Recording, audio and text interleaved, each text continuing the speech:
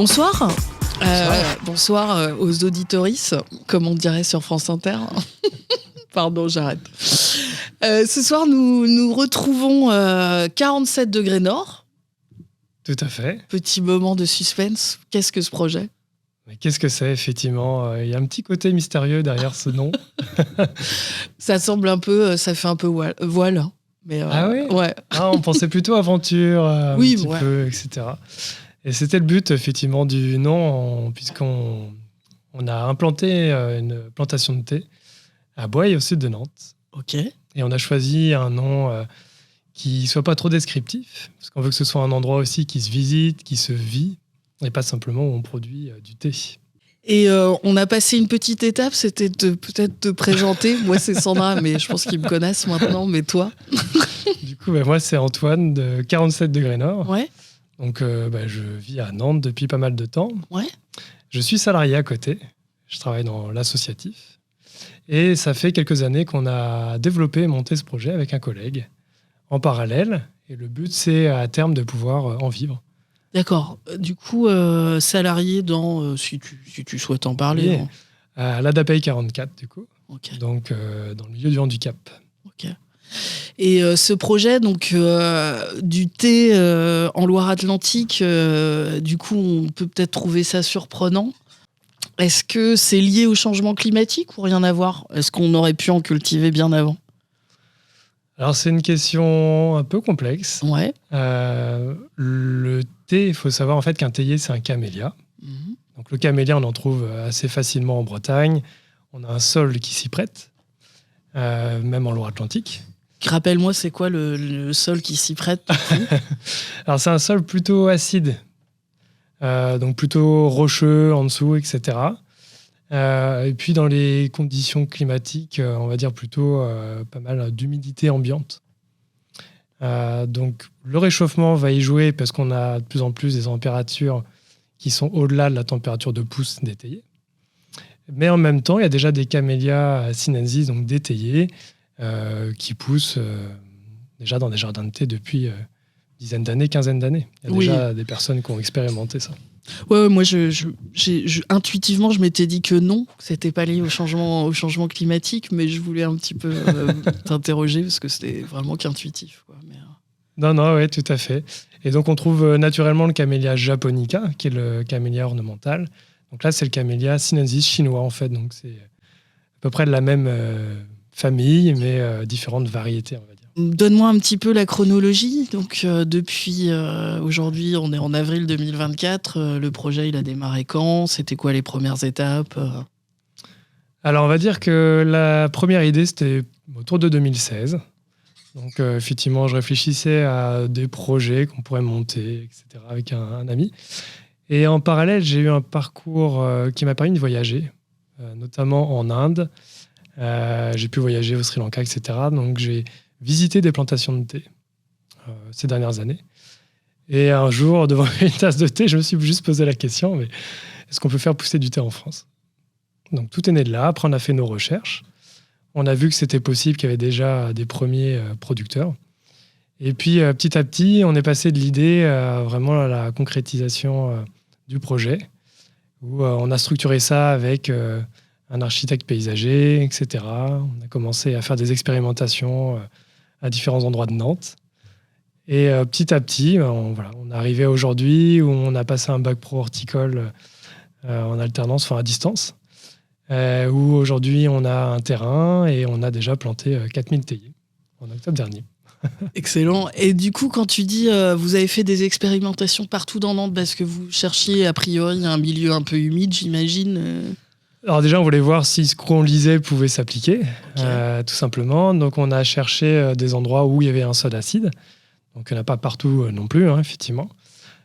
Donc on a trouvé une personne qui nous a prêté un bout de terrain, en fait, vers Brin, donc c'est à côté de Boye, tout simplement. Et pendant 1 an et demi, on a planté des théiers qu'on a achetés. Et on a regardé comment ils se comportaient sans les affecter, sans faire d'apport, etc. Et on a vu qu'ils s'acclimataient, qu'ils tenaient bien en fait, la sécheresse, aussi les périodes de forte chaleur, etc. ou de froid.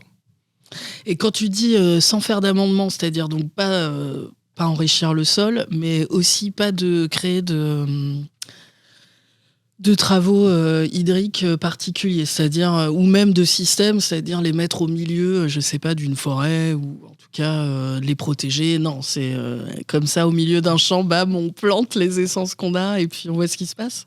C'était ça. Alors, c'était un terrain qui n'était pas du tout exploité. Donc, on savait qu'il y avait un sol où il n'y avait pas en fait, de résidus d'herbicides, insecticides et autres, qui n'avaient pas travaillé. Il n'y a pas eu non plus beaucoup de labour, qu'il y avait quand même pas mal de profondeur de sol. Donc voilà, on a expérimenté comme ça. Effectivement, on venait les arroser de temps en temps en été, mais de manière ponctuelle, en fait. Donc ça, c'est pour la partie expérimentale. Après, pour la partie, on est passé à la réalisation de notre projet Grandeur Nature, parce qu'aujourd'hui, on occupe un terrain de 2,1 hectares. Là, par contre, on a réfléchi à comment monter ce projet en agroécologie, ce qui veut dire en fait qu'on va s'appuyer sur notre environnement naturel pour favoriser au mieux en fait, le développement, la qualité et la résilience de nos théiers. Donc j'ai regardé un petit peu les dessins, puisque je ne suis pas encore allée visiter l'exploitation. Donc c'est un peu, vous avez fait des noues, des baissières, enfin c'est un peu comme une rizière façon Asie du Sud-Est, je dirais.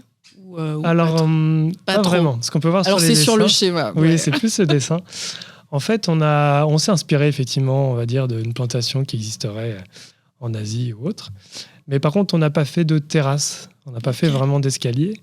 Ce qu'on a fait, c'est qu'on a travaillé le sol suivant la courbe de niveau naturel du terrain.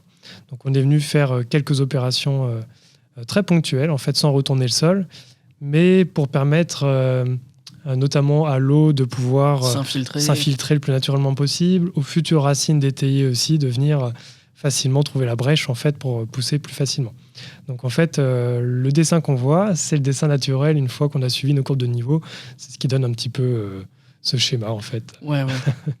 Et j'ai pas retenu tout à l'heure, donc 2,1 hectares. Et là aujourd'hui, vous avez, c'est votre production, elle est de. Alors aujourd'hui, on occupe, je pense, 1 hectare, un peu moins d'1 hectare. Ouais. On n'a que 4000 théiers. On a une partie boisée qui en fait partie. Et on a également une partie où on a construit un bassin d'écoulement d'eau. Donc on retient l'eau naturellement avec l'argile du sol qu'on y a trouvé.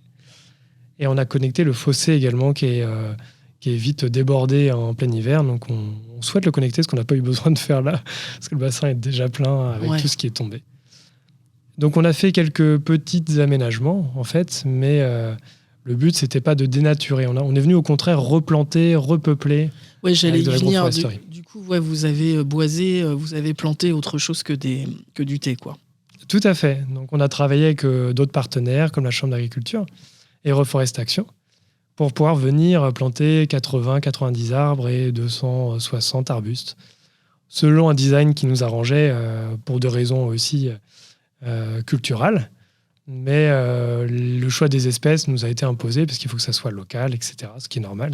Végétal local, quoi. Voilà, tout à fait.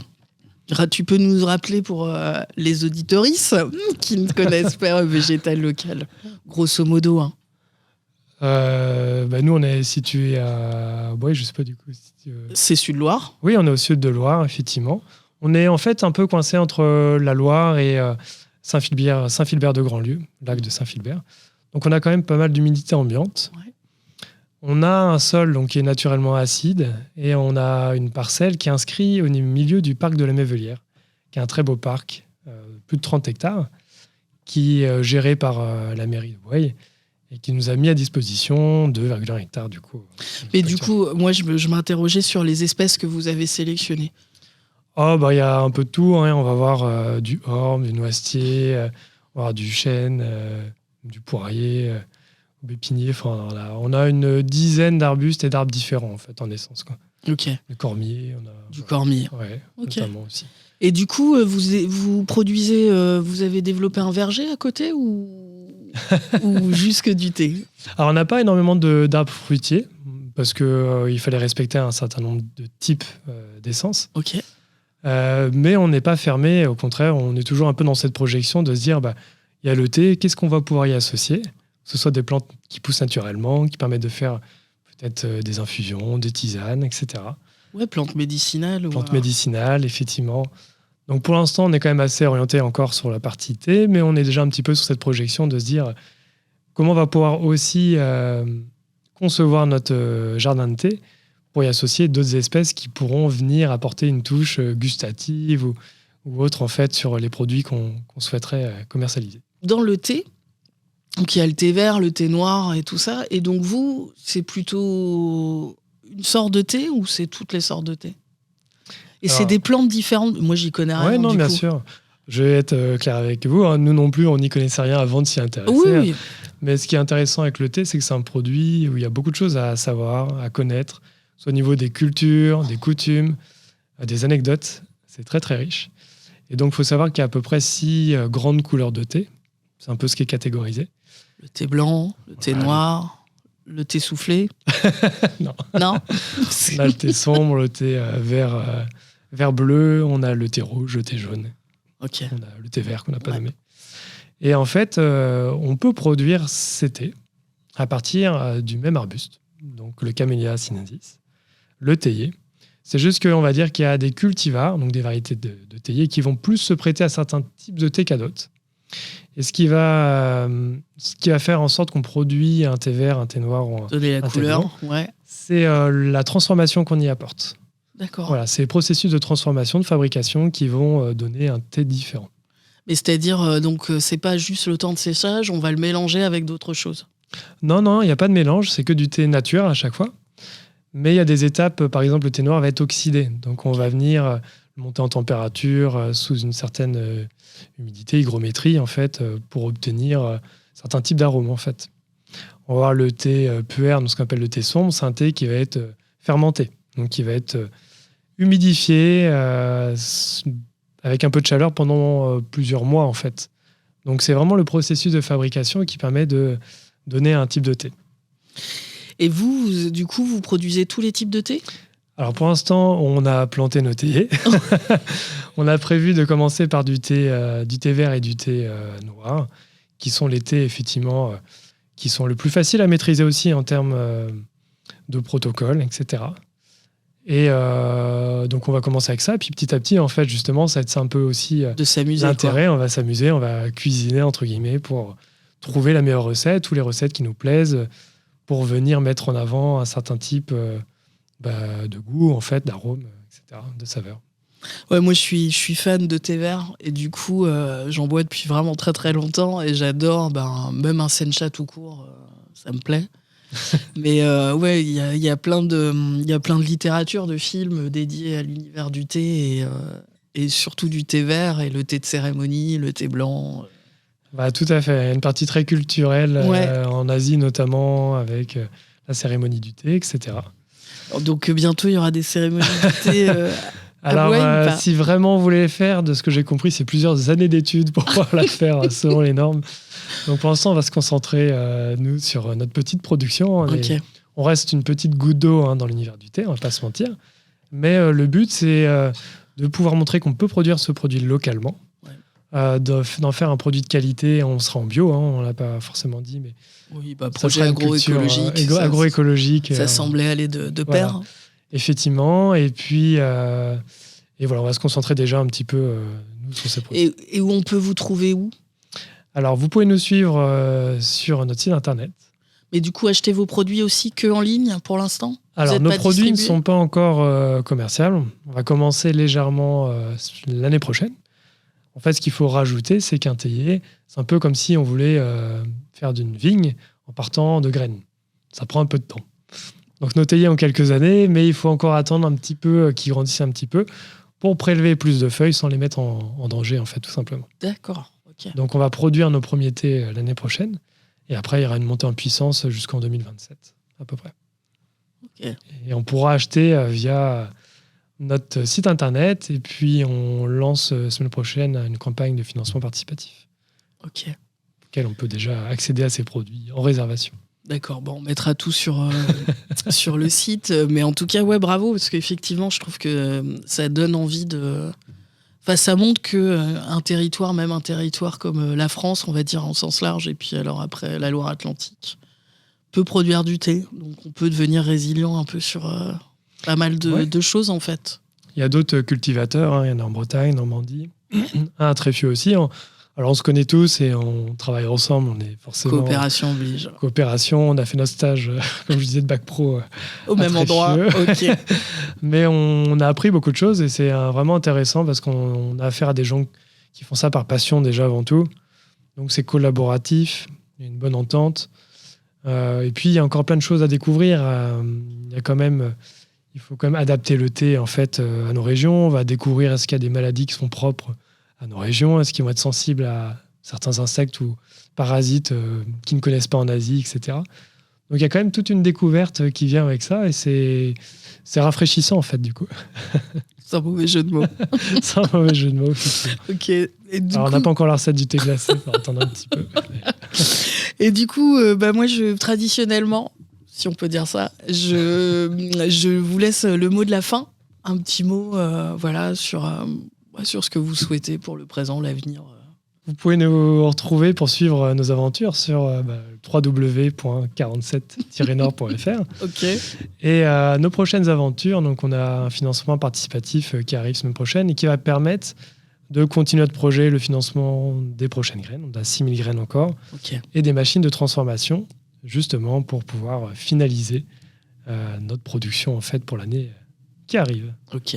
Donc, on vous dit à très bientôt pour nous suivre. Ça marche. Sur les réseaux sociaux. Au revoir à tous et à toutes. Et puis voilà.